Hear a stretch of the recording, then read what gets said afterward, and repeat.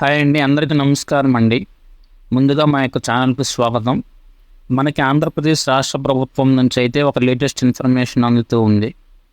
మనకి ఓటర్ లిస్టుకి సంబంధించి గ్రామాల్లో అధికారులు వెరిఫికేషన్కి వస్తున్నారండి. ఈ వెరిఫికేషన్లో భాగంగా వాళ్ళు ఏమేమి తనిఖీ చేస్తారన్నట్లయితే 2025 జనవరి 1వ తేదీ నాటికి ఎవరికైతే 18 సంవత్సరంలో వయసు అనేది నిండుతుందో వారికి మొత్తానికి కొత్తగా ఓటర్ లిస్టులో నమోదు చేసుకోవడానికి అయితే అవకాశాన్ని కల్పిస్తారు. మీ గ్రామానికి సంబంధించి మీ గ్రామ విఆర్ఓ గారు, విఆర్ఏ మరియు సచివాలయ ఉద్యోగులు అయితే మీ గ్రామానికి వెరిఫికేషన్కి అయితే వస్తారు.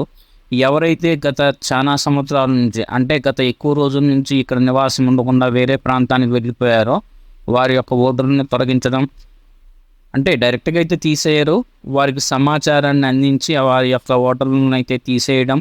అదేవిధంగా 2-3 చోట్ల కొంతమందికి ఓట్లు వస్తూ ఉన్నాయి, అటువంటి డూప్లికేట్ ఓట్స్ అయితే రిమూవ్ చేయటం.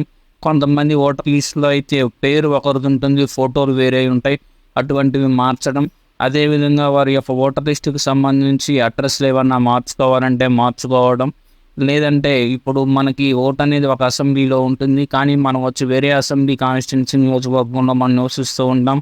అలాంటి వాటికి సంబంధించి ఓటర్ ట్రాన్స్ఫర్లు, ఇలాంటి వాటికి సంబంధించి ప్రతి ఒక్క విషయం కోసం అయితే ఈ యొక్క ఆగస్టు 20వ తేదీ నుంచి సెప్టెంబర్ లేదా అక్టోబర్ వరకు అయితే ఈ యొక్క వెరిఫికేషన్ ప్రక్రియ అయితే ఎలక్షన్ కమిషన్ ఆదేశాలు ఇచ్చారు. దీనికోసం అయితే అధికారులు మీ గ్రామాలకు వస్తారు, మీ ఇంటికి వచ్చి మీకు వెరిఫికేషన్ చేస్తారు. కొత్తగా ఓటు హక్కు కోసం నమోదు చేసుకున్న వారినైతే త్వరలో రాబోయేటటువంటి పంచాయతీ ఎన్నికలు లేదన్నట్లయితే మనకి సంబంధించి వీళ్ళు ఉంటారు కదండి, ఎంపీటీసీ ఎన్నికలకు మనకు ఓటు హక్కు అనేది వస్తూ ఉంటుంది. ఇప్పుడు నమోదు చేసుకున్నట్లయితే ఎవరికైతే ఉన్నాయో వాళ్ళందరూ అప్డేట్ చేసుకోవచ్చు. థ్యాంక్స్ అండి, thanks for watching. Please subscribe my channel.